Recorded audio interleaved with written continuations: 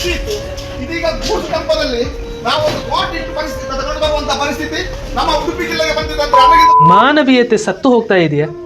ಆದ್ಮೇಲೆ ಇಲ್ಲಿ ನೋಡಿ, ಒಬ್ಬರು ವ್ಯಕ್ತಿಯನ್ನು ಗೂಡ್ಸ್ ಟೆಂಪೋದಲ್ಲಿ ಆಸ್ಪತ್ರೆಗೆ ಸಾಗಿಸ್ತಾ ಇದ್ದಾರೆ. ಒಬ್ಬರು ಹೇಳ್ತಾ ಇದ್ದಾರೆ, ನಮ್ಮ ಉಡುಪಿ ಜಿಲ್ಲೆಗೆ ಆಂಬುಲೆನ್ಸ್ಗಳೇ ಇಲ್ಲ ಅಂತ ಹೇಳ್ತಿದ್ದಾರೆ. ಉನ್ನತಾಧಿಕಾರಿಯನ್ನು ಸಂಪರ್ಕ ಮಾಡಿದರೂ ಕೂಡ ಯಾವುದೇ ಪ್ರಯೋಜನ ಇಲ್ಲ ಅಂತ ಹೇಳ್ತಾ ಇದ್ದಾರೆ. ಹಾಗಾದರೆ ಇದಕ್ಕೆ ಜವಾಬ್ದಾರರು ಯಾರೂ ಇಲ್ವಾ? ನಮ್ಮ ಜನರಿಗೆ ಹೇಳೋರು ಕೇಳೋರು ಯಾರೂ ಇಲ್ವಾ? ನಿಮ್ಮ ಅಭಿಪ್ರಾಯ ತಿಳಿಸಿ. ಗೂಡ್ಸ್ ಟೆಂಪೋದಲ್ಲಿ ನಾವು ಒಂದು ಮನುಷ್ಯರನ್ನು ಕರ್ಕೊಂಡು ಬರುವಂತ ಸ್ಥಿತಿ ನಮ್ಮ ಉಡುಪಿ ಜಿಲ್ಲೆಗೆ ಬಂತಲ್ಲ, ಇದರಿಗಿಂತ ನಾಚಿಕೆಯಾಗಿ ಬೇರೆ ಉಂಟು ನಮಗೆ.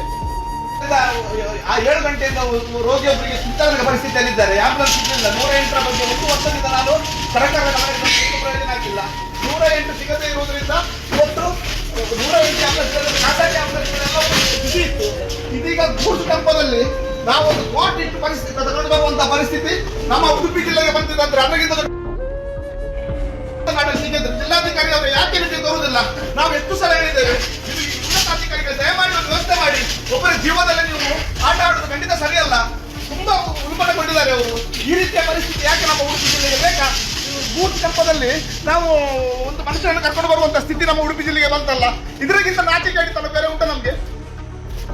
ಪರಿಸ್ಥಿತಿ ತಗೊಂಡು ಬರುವಂತ ಪರಿಸ್ಥಿತಿ ನಮ್ಮ ಉಡುಪಿ ಜಿಲ್ಲೆಗೆ ಬಂದಿದೆ ಅಂದ್ರೆ ಅದಕ್ಕಿಂತ ದೊಡ್ಡ ಮರ್ಯಾದೆ ಉಂಟು ನಮಗೆ. ಈ ಪ್ರಜ್ಞಾವಂತ ನಾಟಕ ಜಿಲ್ಲಾಧಿಕಾರಿ ಅವರು ಯಾಕೆ ನಿಮಗೆ ತೋರುವುದಿಲ್ಲ?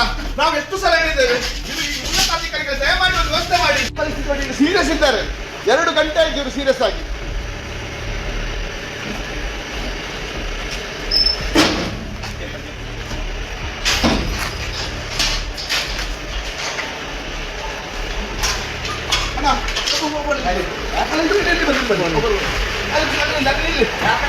ಅಲ್ಲ ಎಲ್ಲಿ ಅವರು